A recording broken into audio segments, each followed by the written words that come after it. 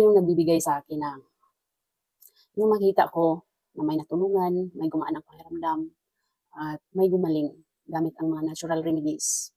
Yan talaga ang dahilan bakit herbal at natural ang focus ng content ko. Hindi lang para magbenta, kundi para makatulong sa mga taong may problema sa katawan. Marami ring nagtatanong kung saan makakakuha ng bituon plant, lalo na yung mga wala sa lugar nila.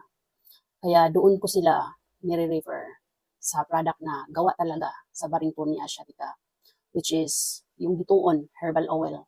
Marami na rin nagpapatunay, nakatulong talaga sa kanila. Pero reminder lang, iba-iba pa rin ang resulta sa bawat tao. Depende sa kondisyon ng katawan mo. Mahalaga, may natural option na pwedeng subukan. Kung gusto nyo makakuha ng legit at original na bituon herbal oil by Nature's Miracle, nasa Yellow Basket ang original. Maraming salamat, kapatid.